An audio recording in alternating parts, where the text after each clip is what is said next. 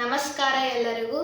ನಾನು ಇಂದು ಹಿಂಸೆ ಮತ್ತು ಅಪಘಾತ ಸಂದರ್ಭದಲ್ಲಿ ರಕ್ಷಣೆ ಮತ್ತು ಭದ್ರತೆ ಎಂಬ ಮಹತ್ವದ ವಿಷಯದ ಬಗ್ಗೆ ಮಾತನಾಡಲು ಬಂದಿದ್ದೇನೆ. ನಾವು ಬದುಕುತ್ತಿರುವ ಸಮಾಜದಲ್ಲಿ ಶಾಂತಿ ಮತ್ತು ಸೌಹಾರ್ದತೆಯು ಅತ್ಯಂತ ಮುಖ್ಯ.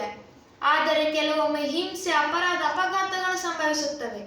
ಇಂತಹ ಸಂದರ್ಭದಲ್ಲಿ ನಾವು ಎಚ್ಚರಿಕೆಯಿಂದಿದ್ದು ಸರಿಯಾದ ಕ್ರಮ ಕೈಗೊಂಡರೆ ನಮ್ಮನ್ನು ನಾವು ರಕ್ಷಿಸಿಕೊಳ್ಳಬಹುದು. ಮೊದಲಿಗೆ ನಾವು ಹಿಂಸೆ ಮತ್ತು ಅಪರಾಧಗಳ ಬಗ್ಗೆ ಮಾತಾಡೋಣ.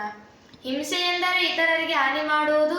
ಅದು ದೈಹಿಕವಾಗಿರಬಹುದು ಅಥವಾ ಮಾತಿನ ಮೂಲಕವಾದರೂ ಆಗಿರಬಹುದು. ಕೆಲವೊಮ್ಮೆ ಕಳ್ಳತನ, ಮೋಸ, ಕಿಡ್ನಾಪ್ ಇತ್ಯಾದಿಗಳ ಅಪರಾಧಗಳು ಕೂಡ ನಡೆಯುತ್ತವೆ. ಇಂತಹ ಸಂದರ್ಭದಲ್ಲಿ ನಾವು ಮಕ್ಕಳಿಗೆ ಏನು ಮಾಡಬೇಕು? ಮೊದಲಿಗೆ ಅಪರಿಚಿತರೊಂದಿಗೆ ಮಾತನಾಡುವಾಗ ಜಾಗ್ರತೆಯಿಂದ ಇರಬೇಕು. ಯಾರಾದರೂ ನಮಗೆ ಉಡುಗೊರೆ ಕೊಡಲು ಅಥವಾ ಎಲ್ಲಿಗಾದರೂ ಕರೆದುಕೊಂಡು ಹೋಗಲು ಪ್ರಯತ್ನಿಸಿದರೆ ನೀವು ತಕ್ಷಣ ಇಲ್ಲ ಎಂದು ಹೇಳಬೇಕು ಮತ್ತು ಪಾಲಕರು ಹಾಗೂ ಶಿಕ್ಷಕರಿಗೆ ತಿಳಿಸಬೇಕು. ನಮ್ಮ ವೈಯಕ್ತಿಕ ವಿಷಯಗಳನ್ನು, ಉದಾಹರಣೆ ಮನೆ ವಿಳಾಸ, ಫೋನ್ ನಂಬರ್ ಇತ್ಯಾದಿಗಳು ಅಪರಿಚಿತರಿಗೆ ಹೇಳಬಾರದು. ಈಗಿನ ಕಾಲದಲ್ಲಿ ಸೈಬರ್ ಅಪರಾಧಗಳು ಕೂಡ ಹೆಚ್ಚಾಗಿವೆ. ಮೊಬೈಲ್ ಮತ್ತು ಇಂಟರ್ನೆಟ್ ಬಳಸುವಾಗ ಜಾಗ್ರತೆಯಿಂದ ಬಳಸಬೇಕು. ಅನ್ಯ ವ್ಯಕ್ತಿ ಸಂದೇಶಗಳಿಗೆ ನೀವು ಪ್ರತಿಕ್ರಿಯಿಸಬಾರದು.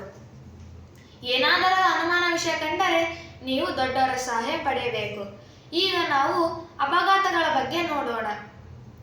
ರಸ್ತೆ ಅಪಘಾತಗಳು ನಮ್ಮ ದೇಶದಲ್ಲಿ ಹೆಚ್ಚು ಸಂಭವಿಸುತ್ತವೆ.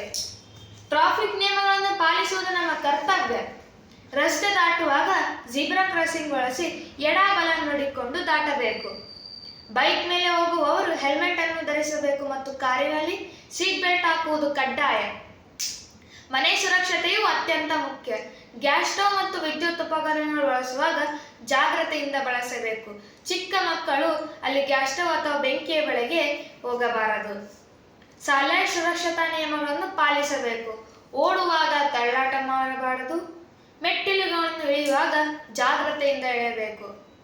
ತುರ್ತು ಪರಿಸ್ಥಿತಿಯ ಸಾಮಾನ್ಯ ಸಂಖ್ಯೆಯನ್ನು ತಿಳಿದುಕೊಳ್ಳುವುದು ಅತ್ಯಂತ ಮುಖ್ಯ. ಭಾರತದ ತುರ್ತು ಪರಿಸ್ಥಿತಿಯ ಸಹಾಯವಾಣಿ ಸಂಖ್ಯೆ 112. ಅಗತ್ಯವಿದ್ದರೆ ನೀವು ಆ ಸಂಖ್ಯೆಗೆ ಕರೆ ಮಾಡಬಹುದು. ನಾವು ಆತ್ಮರಕ್ಷಣೆ ಕೌಶಲ್ಯಗಳನ್ನು ಕಲಿಯುವುದು ಅತ್ಯಂತ ಮುಖ್ಯ. ಕರಾಟೆ ಮತ್ತು ಇತರ ತರಬೇತಿ ನಮಗೆ ಆತ್ಮರಕ್ಷಣೆ, ಆತ್ಮವಿಶ್ವಾಸ, ಧೈರ್ಯ ನೀಡುತ್ತದೆ. ಆದರೆ ಹಿಂಸೆಗೆ ಉತ್ತರವಾಗಬಾರದು. ಶಾಂತಿ ಮತ್ತು ಸಮಾಧಾನವೇ ಉತ್ತಮ ಮಾರ್ಗ. ಸುರಕ್ಷತೆ ನಮ್ಮ ಕೈಯಲ್ಲಿದೆ. ಎಚ್ಚರಿಕೆ, ಜಾಗ್ರತೆ, ನಿಯಮ ಪಾಲನೆ ಮಾಡಿ ನಾವು ಅಪಾಯಗಳನ್ನು ಕೂಡ ತಪ್ಪಿಸಬಹುದು. ಪಾಲಕರು, ಶಿಕ್ಷಕರು ಹಾಗೂ ಪೊಲೀಸರು ನಮ್ಮ ರಕ್ಷಕರು. ಅವರ ಮಾತು ಕೇಳಿ ನಿಯಮ ಪಾಲನೆ ಮಾಡಿ ನಮ್ಮ ಜೀವನ ಸುರಕ್ಷಿತವಾಗಿರುತ್ತದೆ. ಜಾಗ್ರತೆ ಜೀವನದ ಕವಚ, ಭದ್ರತೆ ಭವಿಷ್ಯದ ರಕ್ಷಕ.